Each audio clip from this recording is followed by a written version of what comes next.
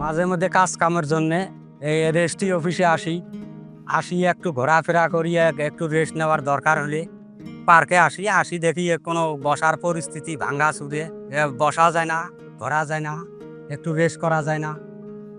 এই পার্কটা একটু উন্নত হলে বসা যাইতো।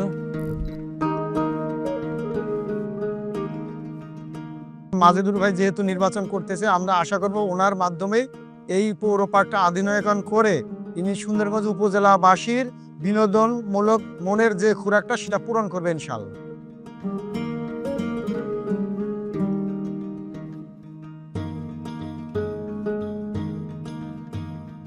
মাজেদ ভাই খুব ভালো লোক, উনি যদি নির্বাচিত হতে পারেন, ওনার কাছে আমরা দাবি জানাচ্ছি যে পার্কটা যেন উন্নয়ন করেন উনি। আমাদের এই সুন্দরগঞ্জে সুন্দর একটা পুকুর আছে এবং সেই পুকুরকে কেন্দ্র করে এখানে একটা পার্ক করা হয়েছে, কিন্তু এটা শুধুমাত্র নামে মাত্র আছে, কোনো কাজ নেই। আমাদের এই সুন্দরগঞ্জ পার্কটি অবহেলিত হওয়ার কারণে এখানে জনগণ সেই সুবিধা পাচ্ছে না। আমি মাজেদুর রহমান, এই সুন্দরগঞ্জ উপজেলার একজন এমপি প্রার্থী। আমি যদি নির্বাচিত হতে পারি, ইনশাল্লাহ সুন্দরগঞ্জে এই পার্কটিকে আমরা বিনোদনের উপযোগীমূলক একটি পার্কে আমরা পরিণত করবো ইনশাল্লাহ।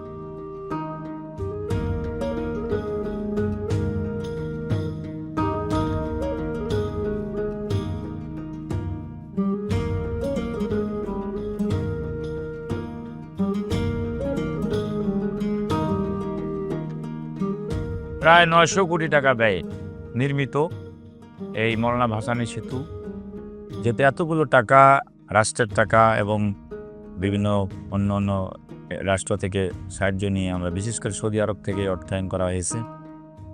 এটাকে যদি আমরা কাজে না লাগাই তাহলে এটা বিরাট একটা লস হবে। সে কারণে এই সেতুকে কেন্দ্র করে আমরা এই এলাকায় একটা অর্থনৈতিক জোন গড়ে তোলার জন্য আমরা চেষ্টা করব।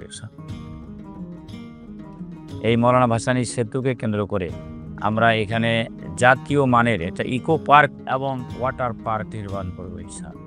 মানুষের বিনোদনের জন্য এটা অত্যন্ত কার্যকর হবে এবং এখান থেকে যে আয় আসবে সেটা আমাদের রাষ্ট্রীয় খাতে আমরা কাজে লাগাতে পারবো।